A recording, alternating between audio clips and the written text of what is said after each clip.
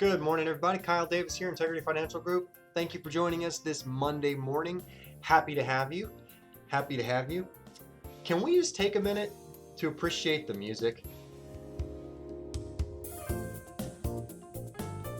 I have theme music. This was made especially for us. And I want to give a shout out in a second, because here's my favorite part coming up.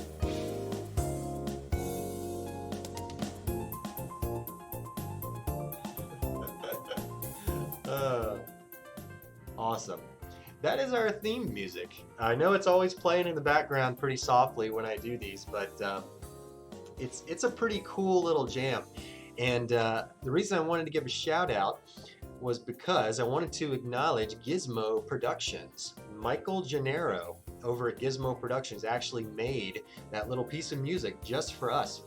And fun fact for you, they're inside the Oviedo Mall. I've known Michael for years through the East Orlando Chamber and networking, so definitely check them out online.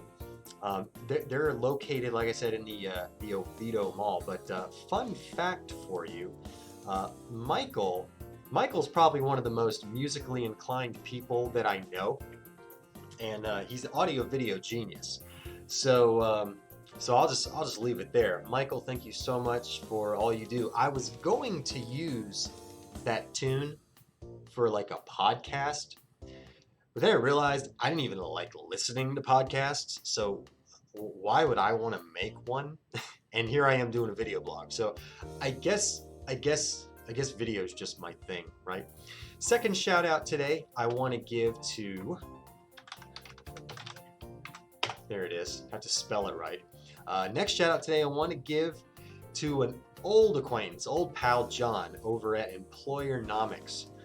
John is a broker in PEO, employee leasing and outsourced HR and things like that. I butcher it, of course, but I've known John for a very long time, since I first got into business. He's got a cool little YouTube series he just started called I'm Calling HR. Very cool stuff. I think that's a great name. John, you're always so supportive when we do our live premieres, so I want to say thank you. I'll put it up on screen one more time. Go check out Employernomics, at Employernomics, like their page, show them some love. Thank you very much, John, for all the support you show us and the great questions that you ask. I do appreciate it. Today, I want to get into a little chat about tax equivalency. Tax equivalency.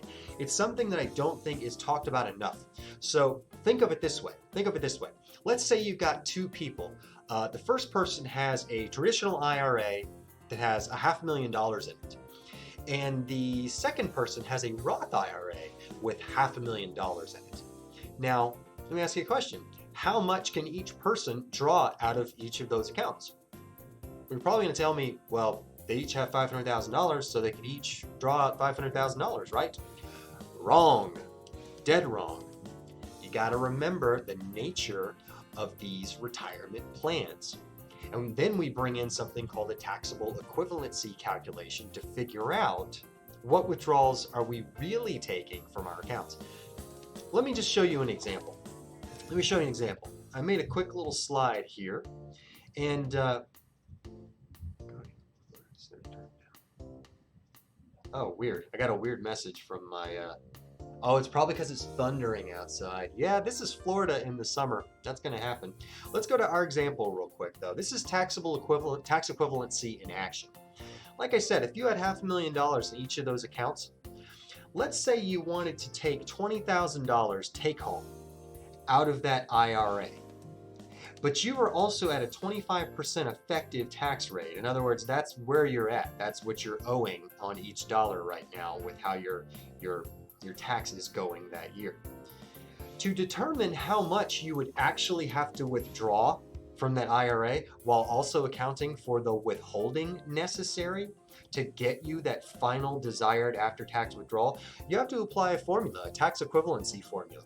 So you would take your desired withdrawal and you would divide it by 1 minus and the decimal place that corresponds to your tax rate. So if you're 25% tax rate, you would take that 20,000, you divide it by 1 minus 0.25, And you would find that you would actually need to take a gross withdrawal of $26,666.67 to get that $20,000 desired after-tax result. And the ending value of your account is now $473,333.33. So the amount that you can actually withdraw out of that $500,000 is not a true one-to-one. You have to account for taxes. It's called grossing up. When you apply that calculation to figure out what amount extra you need to withhold to get what you want, it's called grossing up. And with a traditional IRA, we really need to keep that in mind.